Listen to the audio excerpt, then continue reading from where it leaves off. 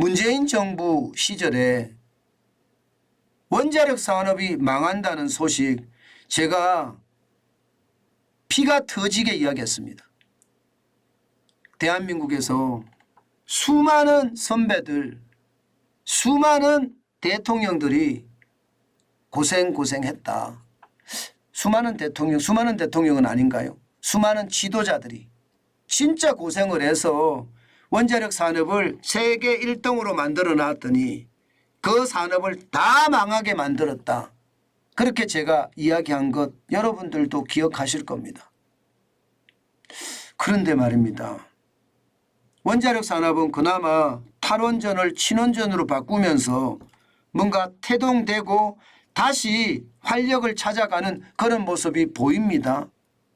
그런데 이 산업이라고 이야기하는 이 산업, 대출할수록 손해본다는 이 산업은 아닙니다. 여러분, 이 산업이 뭔가 하면 대부업이거든요. 여러분은 보세요. 대부업이 대출할수록 손해가 나고 망할 수밖에 없는 것이 바로 이 그래픽 한 장에 다 숨어 있습니다. 법정 최고금리는요, 여러분 보시는 것처럼 20%입니다. 그런데 대부업이 말입니다. 대부업체가 자금을 조달해서 대출을 해주는 그 과정에 모든 이 가상금리까지 포함을 하면요 25.12%예요. 25.12%. 그러면 누가 대출해 주겠습니까? 담보 없으면 대출 안 해준다는 뜻이 돼요.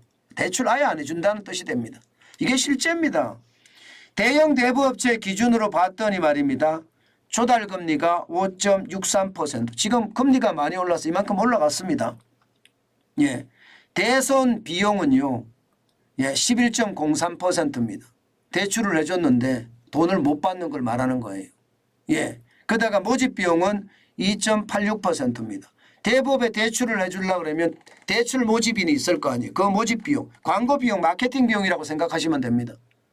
대출 모집인에게 주는 것만 아니라 이 광고 마케팅 비용까지 생각하시면 됩니다. 이게 2.86%입니다. 관리 비용, 뭐 사무실도 있어야 되고 직원 월급도 줘야 되고 하니까 관리 비용이 들어갈 거 아니에요. 이것도 5.6%입니다. 이걸 다 합치면 25.12%예요. 그러면 지금 법정 최고금리로 받으려고 하는 게 20%잖아요. 20%.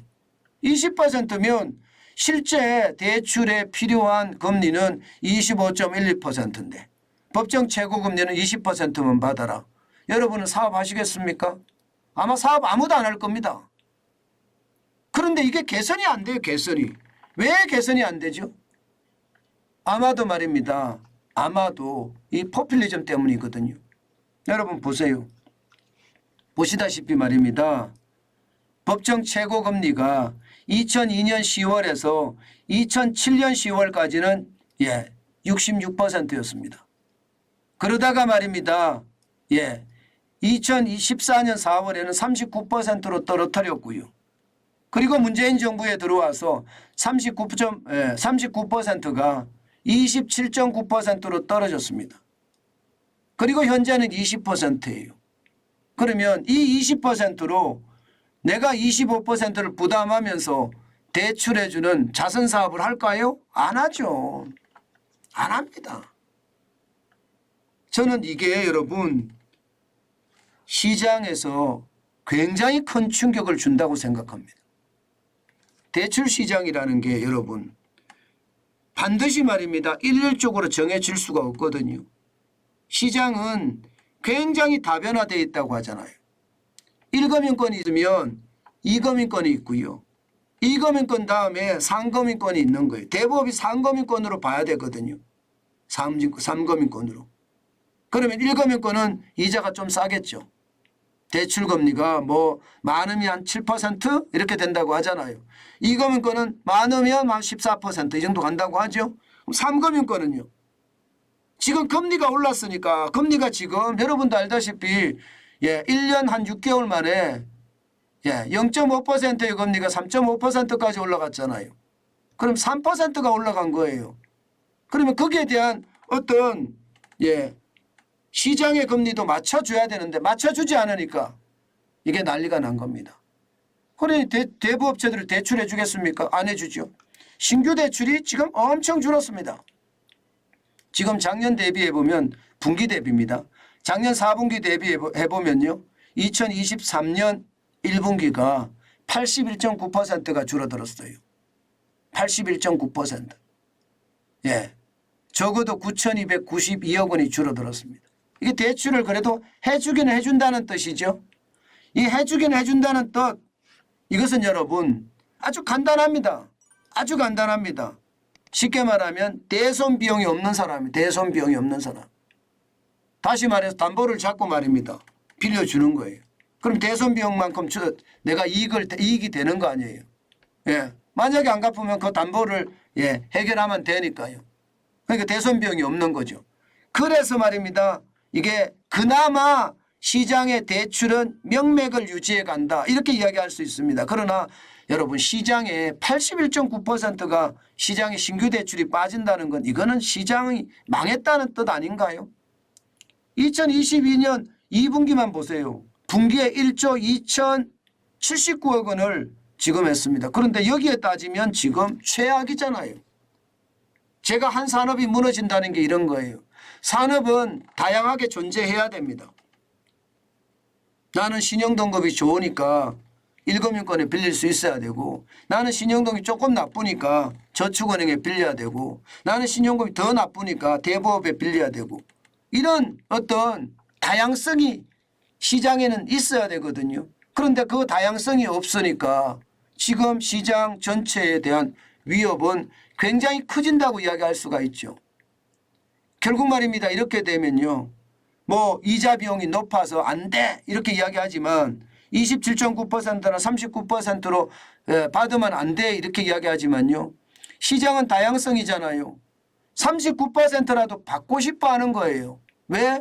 불법 사금융으로 가면 이게 39%가 아니라 390%를 낼 수도 있으니까요. 실제 불법 사금융에서 지금 금리를 받는 걸 보면 뭐 여러분들도 간간히 들어보잖아요. 간간히 들어보면 말입니다. 뭐 2,000% 받았다. 3,000% 받았다. 뭐 15,000% 받았다. 이런 이야기 듣잖아요. 그게 바로 불법 사금융이거든요. 거기에 비하면 시장이 낮다는 뜻이에요. 예. 그만큼 말입니다. 시장의 다양성을 존중해 줘야 되는데 문재인 정부에서 이렇게까지 낮춰주고 안 풀고 있습니다. 실제 말입니다. 지금 대부업체는요. 지금 굉장히 긴장하고 있습니다.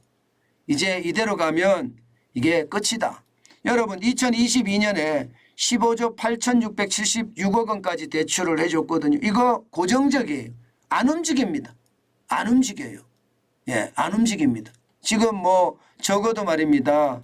4년 사이에 대출 잔액입니다. 잔액이 1조 4,809억 원 8.5%가 빠졌는데 그나마 2020년은 많이 해줘서 그래요.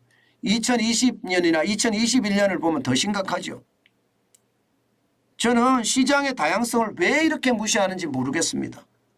뭐 획일화 시키려고 하는 것을 보면 저는 진짜 속이 터집니다. 예, 심지어 말입니다. 이재명 더불어민주당 대표는요.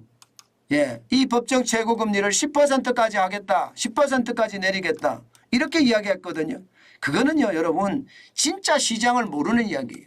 시장을 모르니까 죄송합니다. 그냥 이런 표현 쓰겠습니다. 아무 말이나 짓거리는 거예요. 아무 말이나. 저는 그렇게 생각해요. 그 정도로 말입니다. 시장을 좀 알고 시장에 대응을 했으면 좋겠어요.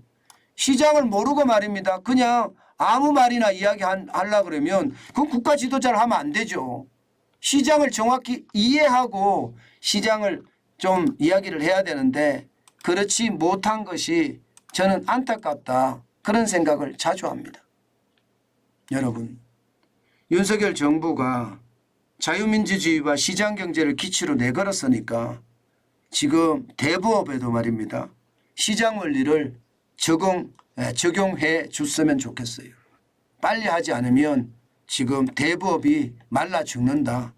그런 이야기가 나오고 있습니다.